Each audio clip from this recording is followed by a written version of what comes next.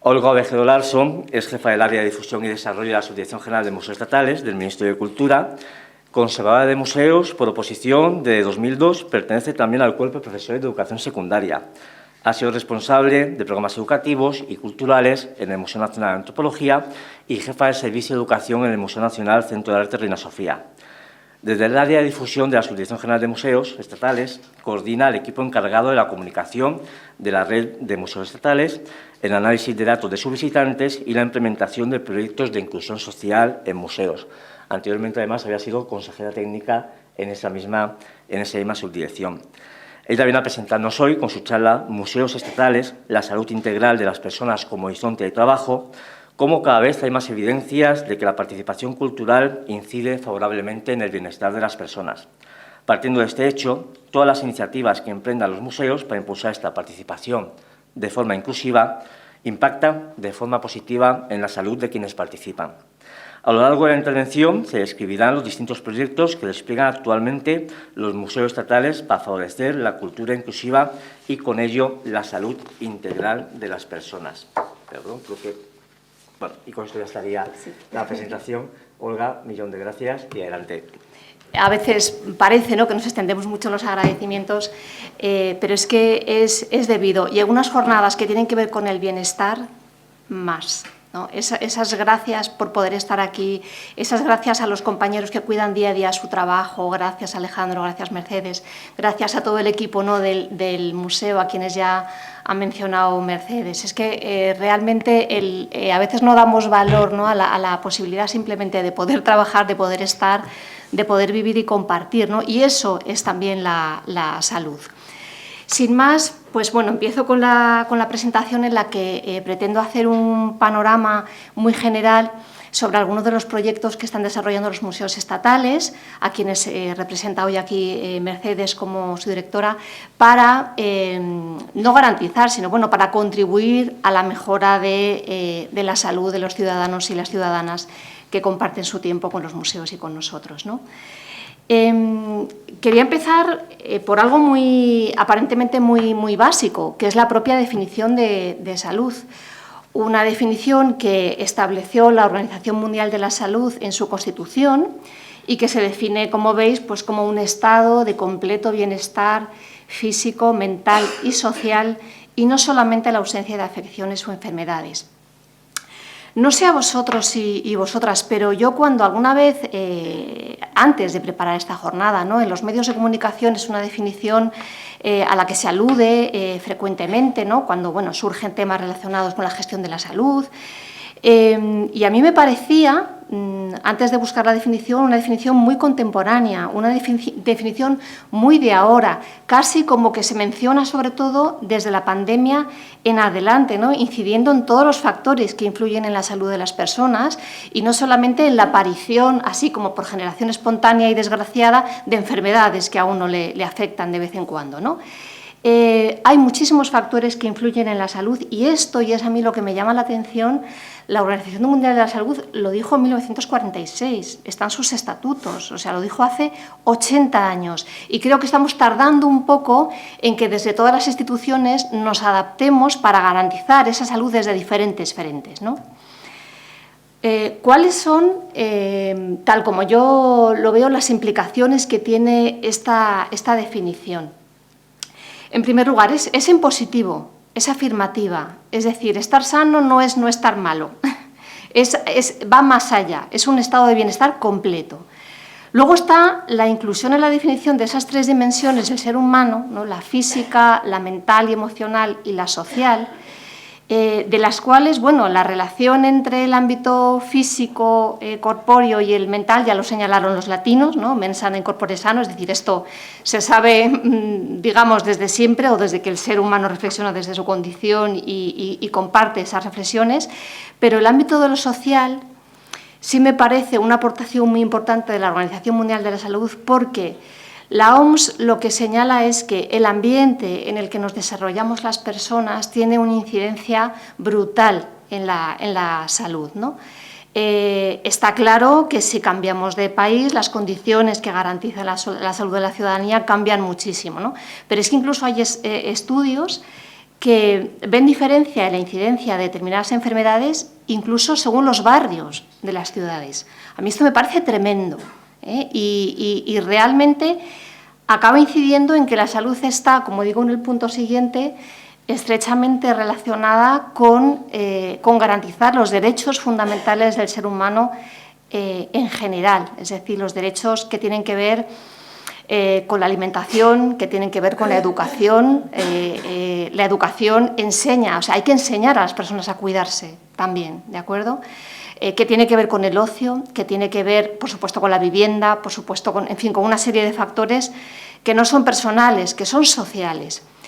Por todo ello, al final, la conclusión final que se puede sacar de esta definición es que la salud no es una condición individual, o no solo es una condición individual, es un reto y una responsabilidad colectiva.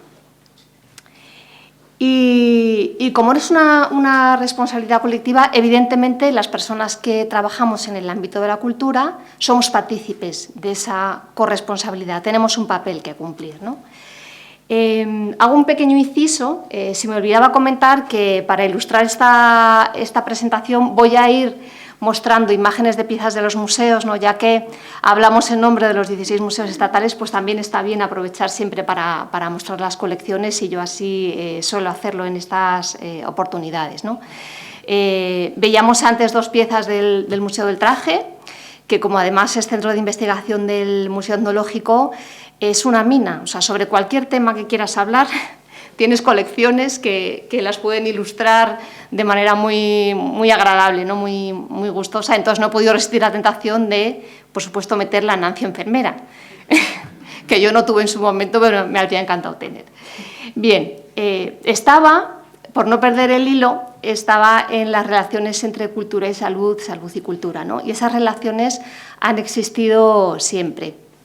Las dos imágenes que pongo aquí, que comparto aquí, son, digamos, como dos fotogramas de una campaña muy sencilla que hicimos durante el COVID, durante la época de estar encerrados y encerradas en casas durante la pandemia, en agradecimiento al personal sanitario por el trabajo, ¿no? que estaban desarrollando en aquellos días. Para ello seleccionamos también algunas piezas que dan testimonio de cómo realmente desde la cultura siempre se ha atendido a la salud, siempre se ha tenido en cuenta la salud, porque desgraciadamente la enfermedad siempre ha estado presente y condiciona y determina muchísimo la vida de las personas, ¿no? En piezas tan antiguas como pueden ser las prehispánicas, ya se ve la importancia concedida a la figura del curador, a la persona que tiene un papel en la sociedad para atender y cuidar a los demás, ¿no? Luego, bueno, la otra pieza es un cuadro de Sorolla que incide en la investigación, que tanta importancia tiene y que tanta importancia tuvo también durante los días funestos, ¿no? de la pandemia. Bien. Decía que desde la cultura, por lo tanto, desde el patrimonio, la salud, la enfermedad siempre han estado presentes, siempre se ha mirado desde la cultura al tema de la salud y la enfermedad. Y ahora, digamos, nos toca el recorrido contrario. Nos toca atender a la salud desde la cultura, ¿no? Y estas son las iniciativas un poco de las que voy a hablar a continuación, y de ahí surgen iniciativas como la que mencionaba antes también Mercedes, de aunar fuerzas, ¿no? Y de esas alianzas entre el Ministerio de Sanidad y Cultura. Entonces, ¿cuál es nuestro papel desde la cultura? ¿De qué manera tenemos que integrar el tema de la salud en nuestro quehacer, ¿no? Pues pienso que desde los museos, y comentándolo de manera muy sencilla, creo que nuestro deber es, en primer lugar, eliminar barreras. Las barreras no son solo físicas, no son solo económicas, muchas de ellas ya se están intentando derribar desde hace tiempo, pero hay que pensar que las personas enfermas tienen verdaderos inconvenientes para poder acudir a los museos, ¿no? Luego pondré algunos ejemplos concretos de cómo derribar estas barreras. Digamos, el caso más palpable es el de las personas que están hospitalizadas y que evidentemente tienen serias dificultades, ¿no? para poder utilizar la cultura a su favor y aprovechar el poder curativo que tiene la cultura. Por otro lado, de esto es un poco de lo que van estas jornadas, ¿no? Utilizar el patrimonio y la creación artística como medios para generar bienestar emocional. Esto está demostradísimo. Tenemos armas de... bueno, la palabra arma desde luego no es de las más adecuadas. Tenemos herramientas de transformación muy potentes con nuestro patrimonio, con el patrimonio que custodiamos, y tenemos que aprovecharlo para conseguir sentirnos mejor. Por otro lado, la interacción social, ¿no? Esa dimensión social a la que la Organización Mundial de la Salud daba tantísima importancia.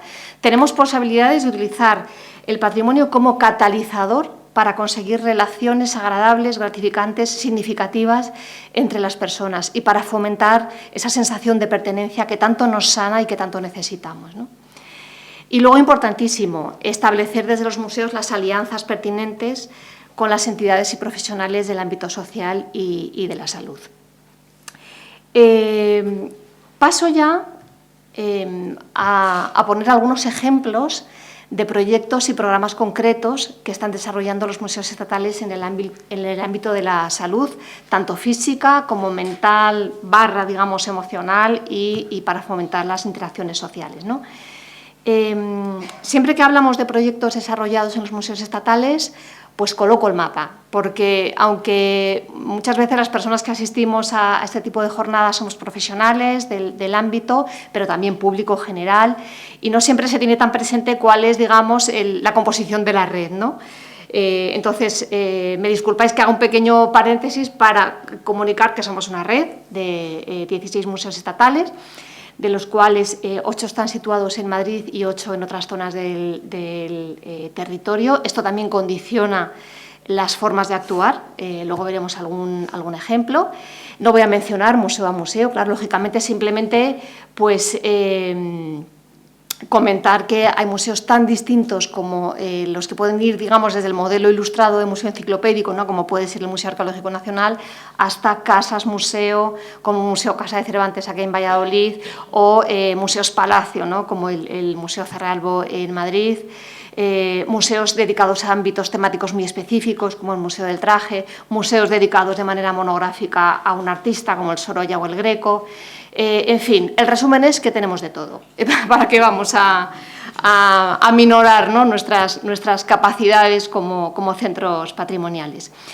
Y bueno, quizás os haya dado tiempo a leer todos los museos que formamos parte de la red. Solo aclarar que no voy a mencionar programas de todos estos museos porque sería muy complicado, me alargaría mucho, y tampoco voy a hablar de los programas que ha estado desarrollando el Museo Nacional de Escultura, aunque estemos aquí hoy y aunque seáis los organizadores de esta jornada.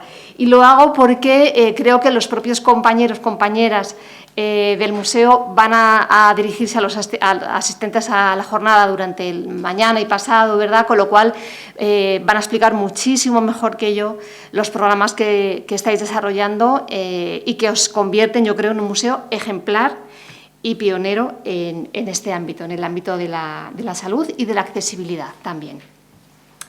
Pero, como digo, lo explicaréis en los días que vienen.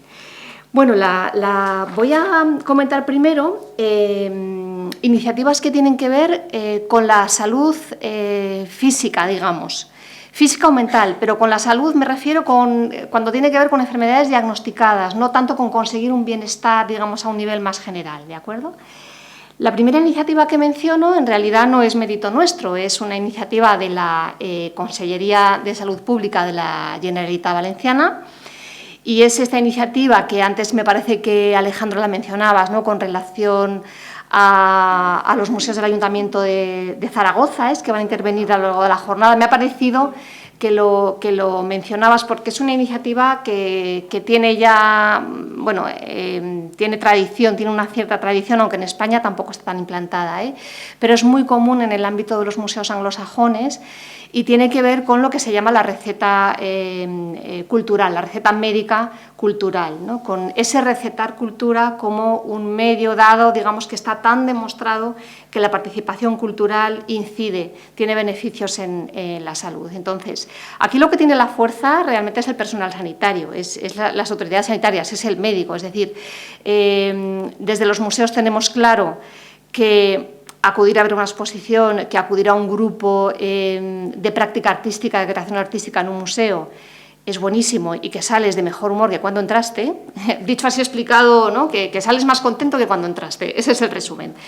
Pero realmente, si te lo dice un médico, y además, en cierto modo, te obliga, como te obliga a tomar unos antibióticos, ¿no? Cuando tienes una infección como la que tengo yo ahora mismo en el ojo, pues bueno, la autoridad, digamos, del médico creo que tiene muchísima fuerza, ¿no? A nivel práctico, en la Comunidad Valenciana y en lo que afecta a los museos, digamos, lo que tenemos que hacer simplemente nosotros es ofrecer la entrada gratuita, ¿vale? O sea, esta iniciativa lleva aparejada el acceso gratuito a los museos, pero como digo, de lo que se trata es de que el médico, entre comillas, obliga al paciente a salir de casa, a hacer una actividad gratificante y a relacionarse. No mencioné el nombre del museo, el Museo de Cerámica y Artes Suntuarias González Martí de Valencia. A través de la alianza con las autoridades sanitarias, pone en marcha esta iniciativa. Paso al Museo Sorolla de Madrid. Es una iniciativa distinta que tiene que ver con llevar el patrimonio al ámbito hospitalario, ¿no? Para que lo puedan disfrutar las personas que no se pueden desplazar hasta los museos. Esta es una iniciativa desarrollada en colaboración con Cultura en Vena, que es una asociación cultural cuyo lema es «La cultura beneficia seriamente la salud». Está todo dicho. Esta exposición, Sorolla en un hospital, entre interrogantes, porque la contestación era sí, por supuesto, Sorolla puede entrar a los hospitales. Bueno, pues consiste en una exposición con reproducciones de obras de Sorolla, con lo cual, aparte del Museo Sorolla de Madrid, también cedieron los derechos otros muchos, ¿no? Como el Museo del Prado, el Museo Carmen Thyssen de Málaga, el Museo de Bellas Artes de Asturias, el Museo d'Orsay de París o la Hispanic Society de Nueva York, por ejemplo, ¿no? Creo que los he mencionado todos. La iniciativa...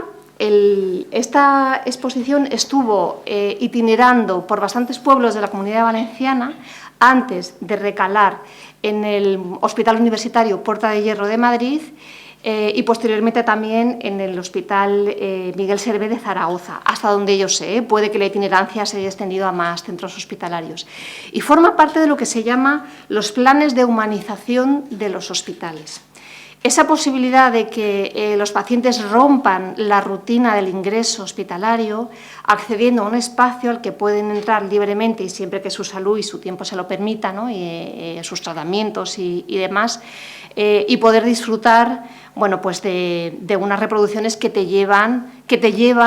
hacen viajar a otro lugar, ¿no? que me parece importante y conveniente. Más iniciativas. Me refiero a una iniciativa que también está implantada, se acaba de implantar aquí en el Museo Nacional de Escultura, entre otros museos.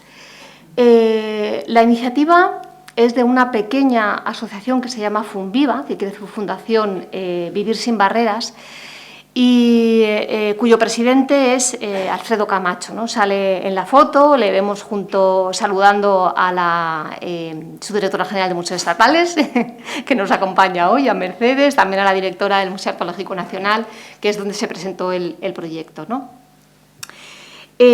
Alfredo Camacho, el presidente de Funviva, es una persona que está diagnosticada de esclerosis múltiple. Tras el diagnóstico, él cuenta que su principal preocupación, lo primero que le surgió era cómo me gano la vida. O sea, antes que pensar en cómo se encontraba y tal, decir, si yo llega un momento que no me puedo mover, es abogado de profesión, ¿cómo voy a los juzgados, ¿no? O sea, se fue un poco como su... y también para poder, digamos, disfrutar personalmente de ciertas cuestiones que él preveía que le iban a estar vedadas, empezó a usar a nivel personal este tipo de dispositivo, que también es muy común y se ve mucho en los países anglosajones y aquí ya cada vez más. Y se le ocurrió después crear una fundación para que personas con problemas de movilidad en general, afectadas de ELA o esclerosis múltiple en particular, o que tienen cualquier cuestión puntual también, ¿no? Relacionada con la salud, o cuestiones que pasan a veces desapercibidas en los museos, como es la discapacidad orgánica, es decir, las enfermedades físicas que condicionan muchísimo la vida, que generan una fatiga crónica y que te dificultan el participar en algunas iniciativas porque tu cuerpo no te lo permite, porque no tiras de tu cuerpo, ¿no? Como decimos así, un poco en el lenguaje también cotidiano. Me parece realmente, por parte de Alfredo, un ejercicio de resiliencia y de generosidad pensar no solamente en que voy a salvarme yo, ¿no?, sino que voy a crear una fundación para que otras personas tengan la oportunidad de participar en la cultura, bueno, me parece admirable. Ahora mismo, como lo tenemos implementado el dispositivo en todos aquellos museos cuya arquitectura lo permite, porque en una casa-museo como el Museo de Cerámica de Valencia o como aquí el Museo Casa de Cervantes, pues no es viable. Pero bueno, está funcionando en algunos museos bastante bien. En el Museo Arqueológico Nacional tenemos una cantidad de préstamos del orden de entre 800 y 100 al año, que no es mucho, pero nos parece que está bien, que son bastantes personas las que se están beneficiando y seguirá creciendo. Bien, paso ya más al ámbito de las emociones, ¿no? Hemos hablado de la enfermedad más corporal, más física, y paso ahora más al ámbito del cambio emocional. Como titular, digamos, esta sección la titula Aprovechar el poder conmovedor de la cultura y el arte, y no me refiero a la capacidad de la cultura y el arte de conmovernos o de emocionar, sino de emocionar en el sentido etimológico del término, que es movernos, o sea, cambiar de una emoción desagradable o negativa a una emoción agradable o positiva, que yo creo que está claro que el arte tiene ese poder, ¿no? Como decía antes, es una herramienta poderosa. Y traigo aquí el ejemplo de una iniciativa que en realidad tiene ya unos años y que se desarrolló en el Museo Nacional de Artes y Decorativas en el marco de su proyecto, de su Programa General de Responsabilidad Social. Y lo traigo, aunque como digo es una iniciativa que tiene unos años y que ya se terminó hace tiempo, porque creo que el Museo de Artes Decorativas ha sido pionero en el tratamiento de la salud mental, en los programas desarrollados con personas afectadas por enfermedades mentales y, en general, en todo lo que tiene que ver con el conseguir un mayor bienestar emocional. Se trató de un proyecto desarrollado con un grupo de personas con enfermedad mental grave que trabajaban o que acudían a un centro de rehabilitación psicosocial de los que gestiona la Comunidad de Madrid y que gestionaba el Grupo 5, que es una entidad que gestiona este tipo de centros en la Comunidad de Madrid. El proyecto se llamó El arte del kintsugi. El kintsugi es esa disciplina oriental, creo que japonesa, que muestra que cuando se restaura una cerámica y no se hace, entre comillas, de cualquier manera, sino cubriendo de minerales, ¿no?, de oro, esas cicatrices, las cicatrices quedan resaltadas, pero embellecen el resultado final de la restauración, ¿no? Entonces, el título fue elegido por las propias personas que participaban en el proyecto, la referencia al kintsugi, como esa metáfora de que cuando se pasa por un proceso complicado, cuando se tiene una enfermedad mental permanente y luego se mejora, ese proceso por el que se ha pasado también acaba formando parte de tu propio crecimiento personal como persona, ¿no? Entonces, querían incidir en eso. Y por eso lo traigo, ¿no?, con esa imagen de la comunicación que utilizaron para la comunicación las compañeras del museo, que me parece preciosa, y también rescatar que en este museo las compañeras fueron pioneras en una forma de trabajo sin presiones con los participantes. ¿Qué quiero decir con sin presiones? Con dejar al grupo que acuda al museo de manera, si no permanente, sí continua, en varias sesiones, dejar que el proyecto dure lo que tenga que durar y que el proceso dure lo que tenga que durar hasta que las personas puedan llegar a un resultado, que fue una exposición temporal, pero respetar el proceso, porque al fin y al cabo es un proceso de mejora y un proceso terapéutico, y no presionar con esto tiene 6 sesiones, en 5 sesiones tienes que tener la exposición hecha, o sea, no sé si me explico, ¿no? Es digamos, realmente asumir desde el museo una forma de trabajo terapéutica, no de producción cultural. Este matiz me parece que es muy importante. Paso ahora, no sé cómo voy de tiempo, bueno, creo que bien, a otro de los proyectos más queridos por la Subdirección General de Museos Estatales y que en principio podría parecer que no es un proyecto relacionado directamente con la salud, pero como hablábamos antes que la salud está relacionada con las relaciones sociales, está relacionada con el ambiente, está relacionada incluso con el nivel socioeconómico, está relacionada con tantas cosas, al final acaba siendo un proyecto que incide en la salud de los adolescentes y las adolescentes participantes.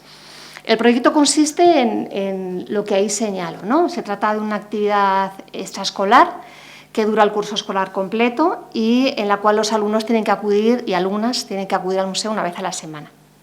Suele ser los martes por la tarde, esto ya como apunte.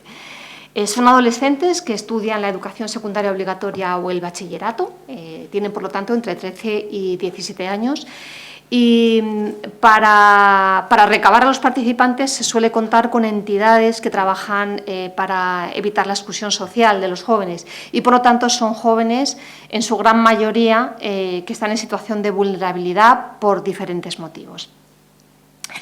No es acudir a una actividad cultural, no es socio, sino que es participar en un proceso, como decía antes, en relación a Kintsugi, ¿no? Es decir, es un proceso que tiene una duración, que va pasando por una serie de etapas y que permite, porque es un proceso, que el grupo se vaya conociendo, que el grupo vaya estando cada vez más cohesionado y que el museo vaya siendo un lugar conocido, familiar, y cotidiano para los participantes. Por supuesto, implica el contacto con los contenidos del museo y las colecciones y, en teoría, lo principal que se aprende en este proceso es, bueno, pues en qué consisten las profesiones relacionadas con el mundo de la moda, qué es diseñar, los alumnos y alumnas cosen directamente, diseñan, hacen sus diseños, comunican, es decir, pasan, digamos, por todo el proceso de la creación del diseño de moda. Se hace en alianza con los propios profesionales del mundo de la moda, ¿no? O sea, para que os hagáis una idea, han actuado como padrinos de este proyecto, pues por ejemplo, nada más y nada menos que Lorenzo Caprile o últimamente, en la última edición, Sergio de Lázaro, que es el director creativo de Elio Benhayer. Es decir, no son tampoco diseñadores de tercera o cuarta fila, son primeras figuras a las que se consigue, digamos, recabar su colaboración. En concreto, Sergio de Lázaro, bueno, es un fan, está implicadísimo, le encanta el proyecto, acude con frecuencia al museo y, bueno, pues una maravilla. Decía antes que se da una visión amplia de las distintas profesiones relacionadas con el sector de la moda, ¿no? Pero lo que quiero incidir realmente, o sea, todo lo que he contado es un poco como contexto, es en el cuidado de otros aspectos que tienen que ver con la salud. La cohesión del grupo. ¿Hay algún participante que presentaba al principio del proceso una timidez patológica? Bueno, es que no me gusta la palabra patológica, pero que era, digamos, demasiado tímido para lo que se considera, entre comillas, normal en los estándares de relación social habitual y que consiguió, ¿no?, tener esa relación satisfactoria con los compañeros del grupo. El fomento de la autoestima. Normalmente, pues, a veces Mercedes o yo acudimos al cierre del proyecto y las alumnas o algunos participantes a veces también participan y cuentan, ¿no?, digamos, que han sacado ellos el limpio o qué les ha supuesto la participación.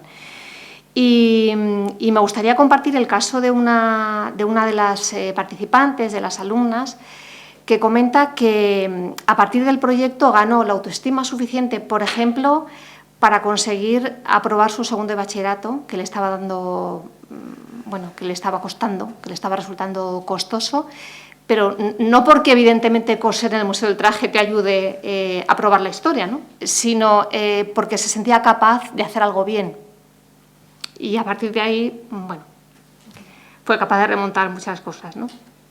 Yo es que me emociono cuando hablo de esta persona, que además tenía problemas familiares graves, problemas de salud emocional importantes, que ya expresaba diciendo que estaba perdida.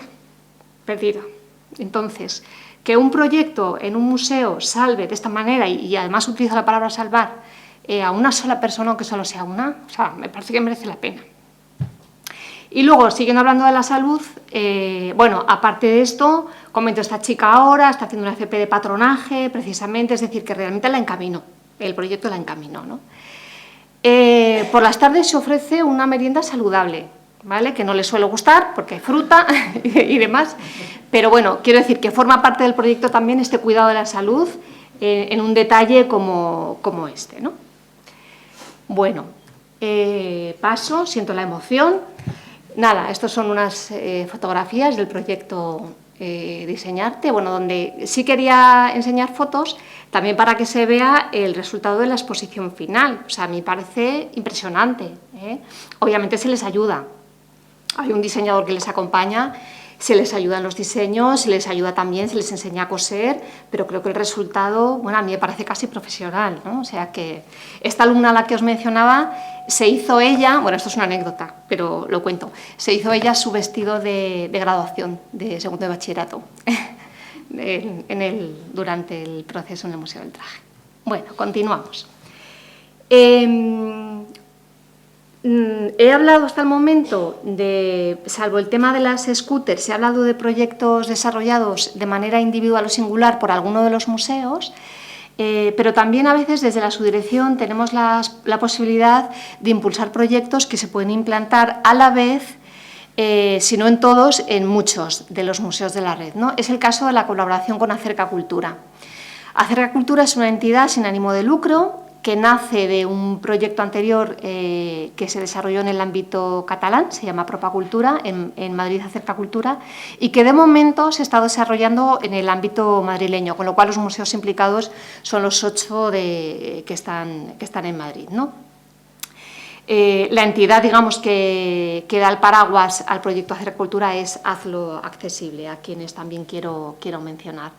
Acerca Cultura nació simplemente como un proyecto que se ofrecía a los centros de rehabilitación psicosocial, a entidades sanitarias, a entidades que trabajan luchando contra la exclusión social, o sea, digamos a todas las entidades del tercer sector, ofreciendo precios ventajosos en el acceso a actividades culturales. Pero luego ha ido mucho más allá y están ofreciendo ahora, bueno, pues desde formación a los profesionales de los museos para desarrollar programas, ¿no?, que tienen que ver con el bienestar, hasta, sobre todo, lo que más valor tienen para nosotros es que funcionan como plataforma para que todas las entidades, todas o casi todas las entidades sociales de la Comunidad de Madrid y sanitarias, conozcan la red de museos estatales y participen en las actividades que ofrecen los museos. Y los museos, a su vez, lo que hacen es programar actividades que se ofrecen de manera específica a las entidades que colaboran o que forman parte de Acerca Cultura. Y traigo aquí un caso en concreto de una de esas actividades que desarrolla el Museo Nacional del Romanticismo y que se llama Voces de Mujeres. Voces de Mujeres es una especie de visita tertulia, ¿no?, en la que suelen participar, y por eso lo menciono, muchas mujeres que han sido víctimas de violencia de género. En general, el programa Acerca Cultura está siendo muy utilizado, entre comillas, por personas sin hogar, por personas afectadas por enfermedad mental, o sea, son los usuarios más numerosos de momento, ¿vale? Como digo, personas sin hogar, personas afectadas por enfermedad mental y también mujeres víctimas de violencia de género a través de los programas que programan los centros de igualdad del Ayuntamiento de Madrid. Estas mujeres acuden al Museo del Romanticismo, bien sea individualmente o en grupo, y primero se familiarizan o se comparte con ellas la situación de determinadas mujeres en el siglo XIX que vivieron situaciones, ¿no?, difíciles y que ayudan a estas personas, digamos, a situar o contextualizar también las dificultades por las que ellas mismas puedan estar atravesando. Y después de la visita se hace una tertulia. Y es este espacio de tertulia al que quiero dar especial valor porque supone un espacio también de seguridad para estas mujeres, es decir, un lugar en el que se encuentran con mujeres con situaciones, bueno, que pueden ser parecidas o distintas, pero que en cualquier caso son difíciles, que les permiten compartirlo, que les permiten hablar de ello y a partir de ahí, pues bueno, reforzar su resiliencia o, como decía antes, reforzar ese proceso de intentar mejorar a nivel de bienestar emocional. Es un proyecto que está teniendo mucho éxito, la verdad, o sea, hay muchas participantes en Voces de Mujeres, tanto de centros mujeres que se apuntan por su cuenta, digamos, como a través del programa Acerca Cultura. Y este proyecto de Voces de Mujeres tiene que ver también con lo comunitario, ¿no? Tiene que ver con lo que hablábamos antes de que realmente la salud es un reto colectivo y el sentir que estás acompañado, el sentir que no está solo atravesando esa situación de dificultad por enfermedad del tipo que sea. Todo eso contribuye muchísimo a la mejora, ¿no? Y ahí entramos entonces en la parte esta, en la tercera pata de la definición de salud, esa parte de salud social y esa parte que tiene que ver con el refuerzo de la cohesión comunitaria. El programa Empower Parents nace también de una asociación que nos ofreció, ¿no?, a los museos estatales participar, y hasta el momento hay 2 museos implicados, que son el Museo Nacional de Antropología y el Museo de América. Tiene que ver en este caso no solamente con crear, es un proyecto, perdón, lo aclaro, para familias que tienen hijas o hijos afectados por trastorno del espectro autista. Recuerdo escuchar a una psicóloga decir que cuando en una familia, cuando un miembro de una familia tiene un problema grave, tiene una enfermedad, el conjunto de la familia acaba enfermando. Es todo el núcleo familiar el que está enfermo finalmente, ¿no? Cuando hay un problema, porque evidentemente afecta a toda la familia, que no deja de ser, pues, una comunidad en sí misma, ¿no? Este proyecto, por lo tanto, es un proyecto para que participen niñas y niños con autismo, por supuesto, pero se llama Empower Parents porque es un proyecto para las madres y para los padres también, fundamentalmente. En la sesión que se desarrolló, la edición, no sesión porque son varias sesiones, ¿no? Es un proyecto también de medio-largo plazo, donde las familias acuden entre 6 y 8 veces como mínimo al museo. Pero el caso es que en la última edición, en el Museo Nacional de Antropología, había unos padres de origen colombiano, pero que habían vivido en Suecia. Y habían recalado en España, bueno, pues el año pasado. Y decían que en Suecia no encontraban redes de apoyo. Y que uno de los motivos, aparte de cambios laborales y demás, para venir a España había sido la esperanza de encontrar más redes de apoyo entre familias que están afectadas con, bueno, que tienen una niña o un niño con autismo, ¿no? Y de ahí el apuntarse al proyecto Empower Parents. Es un proyecto donde las madres y los padres se conocen entre sí, trabajan con sus hijos, los hermanos y hermanas también acuden a las sesiones, también acompañan, porque es importante que la relación entre hermanos, que entre un hermano que no está afectado y el que sí está afectado, pues entiendo que las relaciones tampoco deben ser fáciles, y es importante convivir con tu hermano o hermana autista en un contexto que no es el de casa, y que es un contexto, pues bueno, donde sales un poco de tu cotidianidad y donde entras, ¿no?, en un proceso creativo que puede ayudarte. Entonces, importantísimo la creación de redes entre esas madres, esos padres, que es generalmente lo que más agradecen cuando terminan el proyecto, el haber podido convivir con otras familias. Y luego, por supuesto, también está el perder el miedo a la utilización de los espacios culturales, porque una niña o un niño con autismo, bueno, genera ese estrés de si el niño tiene un comportamiento disruptivo en un supermercado, pues imagínate si lo tiene en un museo, ¿no? O sea, qué papeleta, y muchas veces las familias no se atreven a ir a determinados espacios. Y de esta manera adquieren también herramientas que les ayudan y les animan a esa participación cultural fuera ya de lo que es el contexto del proyecto en concreto Empower Parents. Bueno, en esta cuestión de crear comunidad y fortalecer las comunidades, no quería dejar de mencionar el proyecto de voluntariado cultural, que es un proyecto que se suele mencionar poco en estas jornadas sobre la acción social, digamos, de los museos, por 2 motivos. Bueno, yo creo que fundamentalmente por uno, que es un proyecto que tiene muchísimos años de implantación y de desarrollo, con lo cual parece que ya no... Bueno, solemos hablar un poco de lo último, de los últimos avances, de lo que nos parece más nuevo y demás, ¿no? Entonces, se habla menos de ello. Y otro motivo para no hablar es que a veces, y en cierto modo yo también lo entiendo, es un proyecto cuestionado, porque la labor que hacen los voluntarios culturales en los museos es ofrecer visitas guiadas. Y las visitas guiadas, y esto con todo el dolor en mi corazón, tengo que decirlo también, las hacen mejor los profesionales. Esto es así, ¿de acuerdo? Es decir, que los mediadores y educadores profesionales dan a los proyectos culturales una calidad que el voluntario cultural, aunque los hay buenísimos, los hay estupendos, pero bueno, no es lo mismo, ¿no?, a nivel, digamos, de calidad científica, entre comillas, de un proyecto cultural. Pero me parece que es un proyecto que, aunque lleve muchísimos años implantado, sigue teniendo sentido y tiene mucho valor.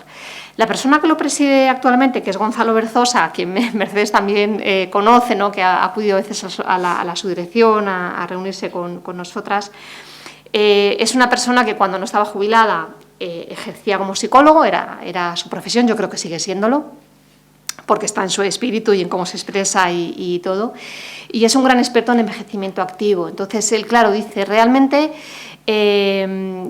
uno empieza a envejecer, o sea, el envejecimiento tiene que ver con la edad, pero tiene que ver con 4 factores para él, ¿no? Uno de ellos, envejeces cuando dejas de moverte. Aquí volvemos a lo de la receta cultural. Es salir de casa para recobrar la salud, importantísimo. Envejeces cuando dejas de tener proyectos, cuando dejas de tener tu atención centrada en algo que realmente te interese, por la cuestión del bienestar emocional también que eso produce. Envejeces cuando dejas de aprender, es decir, hay que seguir aprendiendo siempre, y envejeces, dice él, cuando te quedas solo, porque las personas que formaron parte de tu comunidad, de tu entorno, pues van dejando de estar, ¿no? Y realmente ese es el envejecimiento real, el que tiene que ver con la soledad y sobre todo con la soledad no deseada. Claro, este proyecto combate esos 4 puntos, ¿no? Es decir, los voluntarios culturales tienen un momento de aprendizaje de la colección de los museos que me consta que no es fácil, es decir, que ahí tienen que hacer un esfuerzo cognitivo importante. Siguen programas de formación, por ejemplo, el Museo Arqueológico Nacional cuida mucho, ¿no?, la formación continua de los voluntarios, es decir, que siguen aprendiendo siempre mientras estén implicados en el proyecto. La parte de aprender, la parte, hemos dicho, de moverte, salir de casa.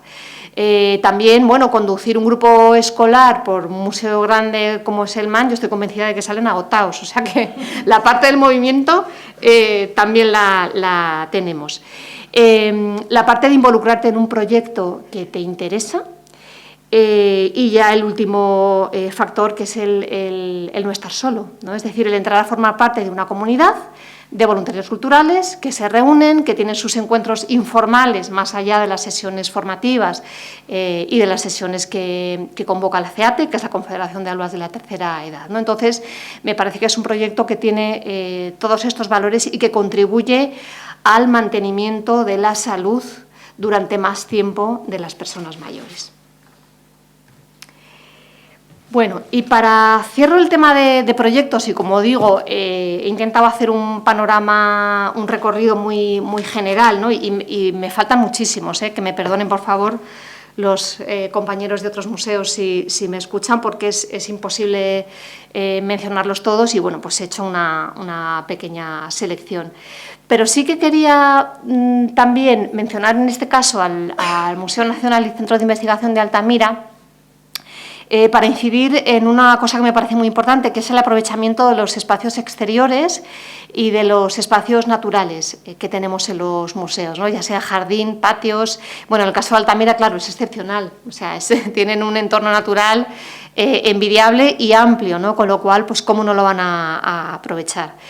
Pero en todo lo que señalábamos al principio de la importancia del ambiente, el contacto con los entornos naturales, ¿no? Esos baños de bosque que también recomiendan para el bienestar emocional, ¿no? Desde las culturas orientales, me parece que también es una herramienta que podemos potenciar y otra de las posibilidades que tenemos. Y menciono por eso el programa Museos sin Prisas del Museo de Altamira, que entre otras muchas iniciativas incluye una serie de paseos por el entorno natural y que tiene que ver también, bueno, con la sostenibilidad y con luchar contra la degradación del medio ambiente, que también es otro factor central en esa definición, ¿no?, de lo que es la salud integral de las personas. Bien, cambio de tema, Y dejo ya la parte del repaso de proyectos para hablar de un proyecto general que compete y que incluye a los 16 museos estatales y que estamos impulsando desde la Subdirección General de Museos Estatales y que tiene que ver con lo que pongo ahí también en el titular, que es aunar la convicción con la acción y con el compromiso. La convicción la tenemos, o sea, que la cultura mejora la salud física, mental y social es un hecho, no lo decimos nosotros, como se suele decir en todo tipo de campaña publicitaria, ¿eh? No lo digo yo, lo dicen los expertos, hay un montón de estudios que lo avalan. La convicción la tenemos, la acción también, o sea, digamos como muestra estos proyectos, pero creo que no hay museo, por lo menos de la red de los estatales, y me consta que de otras muchas titularidades y administraciones también se está trabajando en estas líneas, pero luego nos falta, digamos, el compromiso expreso. Y para ese compromiso expreso y para establecer, digamos, un paradigma de actuación que sirva a futuro, pues nos hemos embarcado en intentar redactar un protocolo de no discriminación en museos. En principio pudiera parecer que las personas con un problema de salud no están discriminadas. Esa es la teoría. Hay muchas discriminaciones invisibilizadas o invisibles, ¿no? En las reuniones que hemos mantenido para la redacción del protocolo y que luego profundizaré en ellas un poco, nos ponían el ejemplo de las personas precisamente de las que son, digamos, la razón de ser de estas jornadas, ¿no? Las personas con enfermedades mentales. Y nos decían, no, si la entrada gratuita no está reconocida, pero bueno, hay muchísimos supuestos de gratuidad, hay muchas posibilidades para ir a los museos, las puertas están abiertas. Pero cuando en un museo se sabe que determinado colectivo, personas presas, por ejemplo, en tercer grado, que acuden a una visita, personas con enfermedad mental, el estigma está ahí.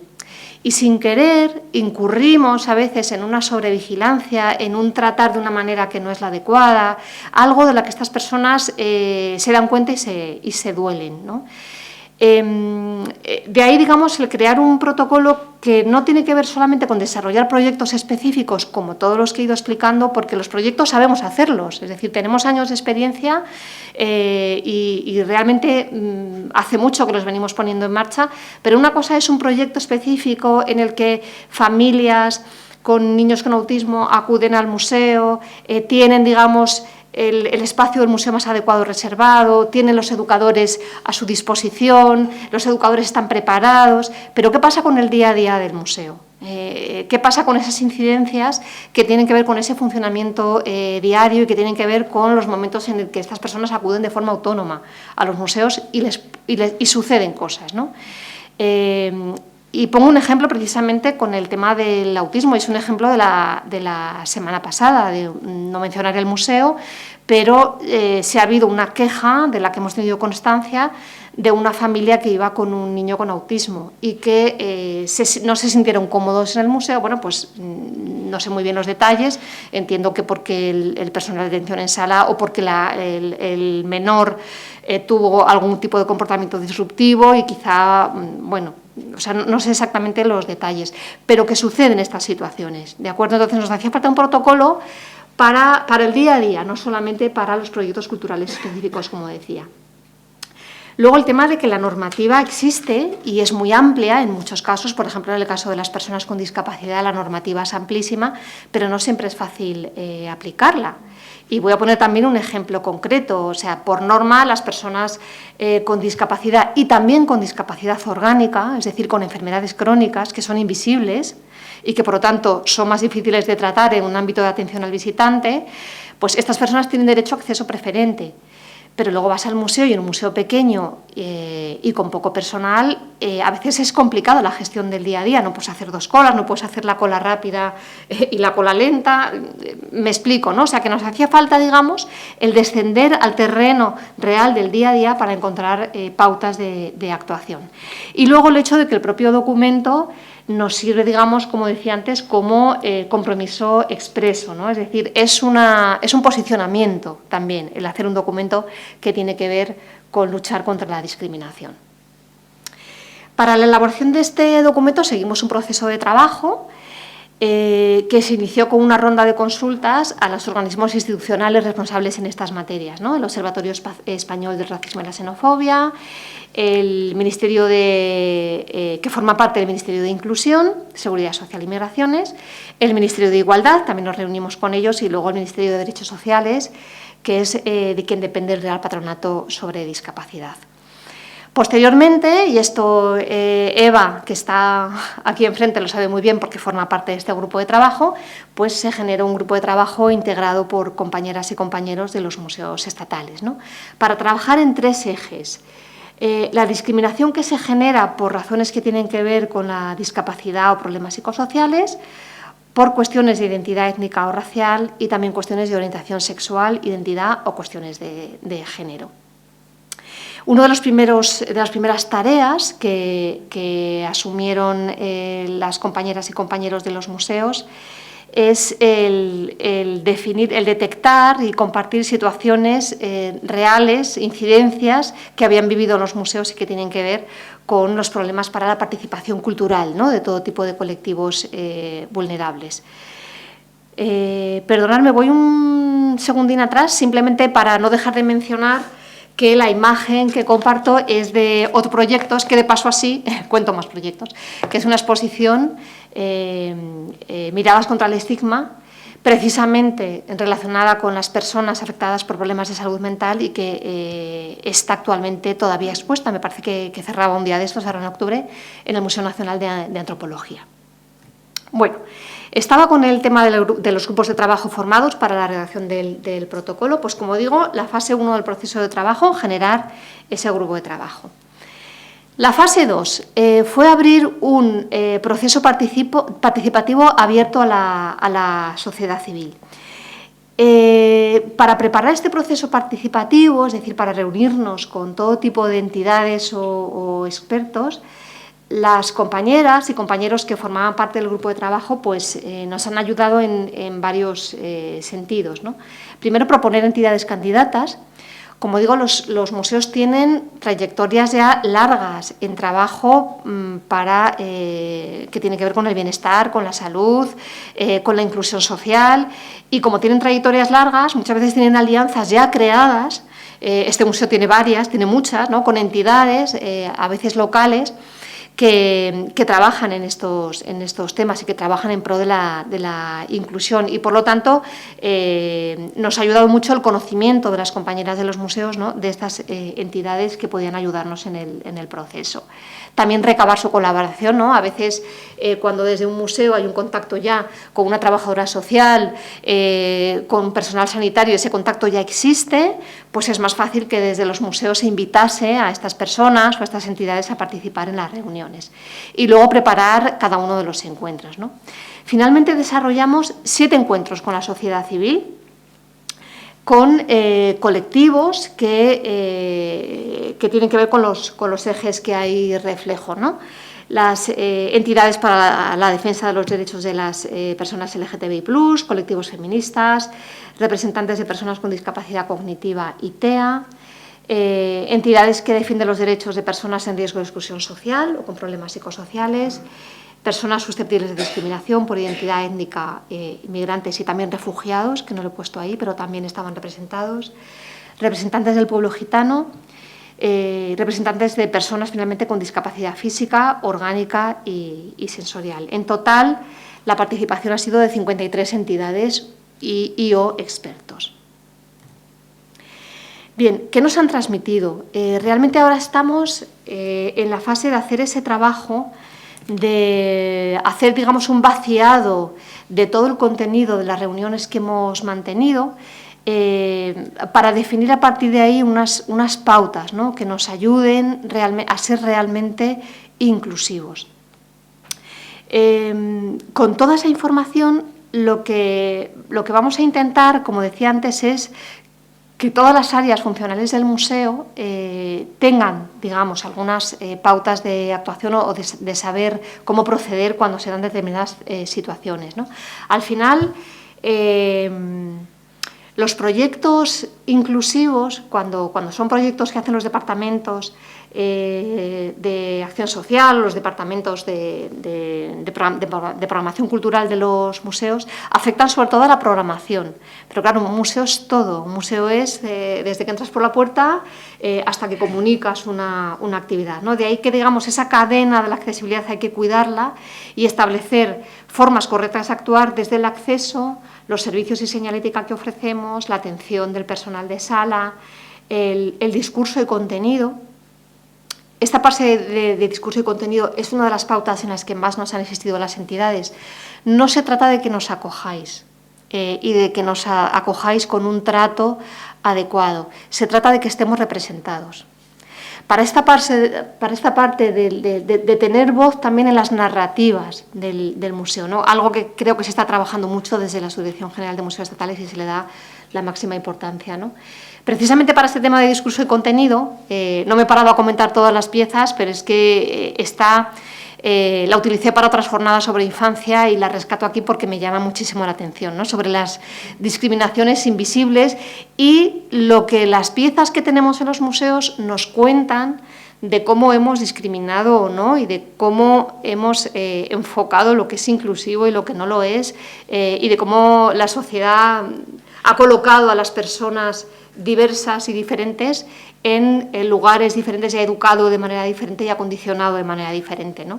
Entonces, bueno, estos recortables del Museo del Traje, pues qué quiero que os diga, está más que claro, ¿no? A las niñas, las muñecas y demás, pero me parece más, entre comillas, sangrante el recortable masculino, que alude, lo tiene todo, es que no solamente, digamos, que aluda a la guerra, es que es un ejército colonial, además, ¿no? Por si no faltará poco, aunque el recortable sea de carácter bélico. Entonces, bueno, retomo el discurso donde lo dejé. Los temas tenemos unas piezas, digamos, que son testimonio de una historia que fue la que es. Eso no podemos cambiarlo. Pero claro, sí podemos contar lo que hacemos, lo que trabajamos a partir de esas piezas que tenemos y cómo contextualizamos esas piezas, digamos, en un contexto de los valores de una sociedad que es otra, de unos valores que son otros y de lo que queremos defender, ¿no? Bien. El resto de áreas funcionales del museo, el montaje museográfico, las condiciones ambientales, llamamos condiciones ambientales a, bueno, una especie de cajón de cuestiones que no nos entraban en ninguno de los del resto de apartados y que tienen que ver con cuestiones como, por ejemplo, el ambiente lumínico, la temperatura, la disponibilidad de espacios de descanso o espacios. Es que no recuerdo ahora cómo se le llama, pero se trabaja mucho también con las niñas y niños con autismo, la posibilidad de poder llevarles temporalmente a un espacio en el que se puedan tranquilizar y que sea, digamos, muy neutro a nivel ambiental, ¿no? Por ejemplo, perdona porque es que no paro de hacer incisos, pero bueno, hago otro inciso, vuelvo para atrás, vuelvo al proyecto en Power Panels en el Museo de América, que nos comentaban las familias y las educadoras. Claro, es un museo con tanto espacio y que además nunca está masificado, por suerte, o sea, eso, bueno, tiene su parte, pero hay espacios que realmente te dan paz. Entonces, les está resultando muy fácil desarrollar ese proyecto en el Museo de América, porque es muy fácil llevarse a una niña que se pone nerviosa a un espacio de tranquilidad, ¿no? Desde el claustro hasta, bueno, muchas posibilidades. Entonces, las condiciones ambientales también lo hemos incluido. Luego, los proyectos de educación, mediación y programación cultural, que son importantísimos, y donde también nos han dado alguna pauta desde las entidades valiosa. Por ejemplo, por favor, no concentréis las actividades reivindicativas en la fecha señalada. Hacerlas a lo largo de todo el calendario, dentro de nuestras posibilidades, claro, que también muchas veces se concentran por visibilizar, ojo, que también eso tiene su importancia, pero lo importante es tener una acción continuada, no puntual. Otra cuestión importante en los programas educativos de mediación y la programación cultural, la formación de quien los imparte. Y una pauta que salía yo creo que prácticamente en todas las reuniones, ¿verdad, Eva?, era el tema de la formación del personal de los museos. O sea, eso no es una pauta, eso ya es, digamos, un quehacer que tenemos que asumir, yo diría que con urgencia. Bueno, luego la adaptación de los recursos de apoyo a la visita. en los cuales hay algunos de los recursos en los que se ha avanzado mucho, pero en otros no. Es decir, que materiales en lectura fácil, por ejemplo, los tenemos, pero ¿qué pasa con los pictogramas? ¿Qué pasa con los vídeos en lengua de signos? Que a veces se utilizan para un vídeo, ¿no? Para que las personas tal... Pero, ¿qué ocurre, por ejemplo, con la información de la web? O sea, nos decía una de las entidades que agrupan a personas sordas que hay personas sordas que no tienen la lectoescritura a un nivel tampoco muy alto y que realmente la información importante que tenemos en las páginas web debería estar signada, o sea, debería tener enlaces a vídeos. Es que hay tanto por hacer, ojo que se ha hecho mucho, se ha hecho mucho y estamos en ello, pero para llegar, digamos, a ese ideal de inclusividad, pues realmente hay mucho que hacer, con lo cual uno de los motivos, creo, de frustración cuando tengamos el protocolo hecho va a ser que todo lo que diga el protocolo, pues poco a poco y a medida que vayamos pudiendo, porque no nos queda otra, ¿no? Y luego la comunicación pública. Importantísimo. Se han dado situaciones reales ante las cuales los museos tienen que saber cómo actuar, de comentarios que rozan el odio en redes sociales ante determinados colectivos, de museos que por lo que sea están en un punto de mira, digamos, en el punto de mira desde un punto de vista político y reciben también comentarios entre los cuales a veces es difícil saber cómo reaccionar, ¿no? Entonces, digamos que pretendemos abarcar, como digo, todos los elementos de la vida del museo y dar criterios de actuación concretos. Con todo esto, y ya termino, al final, la conclusión es, queremos crear esa hoja de ruta, dar apoyo y visibilidad a las acciones que los museos estatales desarrollan y que persiguen la mejora de la salud y el bienestar individual y social para todas las personas, sea cual sea su condición física, origen, género, formación y situación socioeconómica. Y luego, avanzar en la noción del cuidado. Vuelvo a poner dos piezas que son testimonio, digamos, de la noción del cuidado de la que venimos, ¿no? Ese cuidado que es responsabilidad de determinadas personas, fundamentalmente las mujeres, que está asociado al ámbito sanitario y al ámbito familiar y al ámbito de la infancia, y que realmente la noción de cuidado lo que tiene es que amplificarse, es decir, convertirnos también desde la cultura en instituciones cuidadoras y saber que el cuidado abarca a todas las personas, cualquiera que sea su edad y condición, todos necesitamos cuidar y que nos cuiden, y que abarca muchos más ámbitos más allá del ámbito de la educación y del sanitario, que son los que tradicionalmente se han asociado al cuidado, ¿no?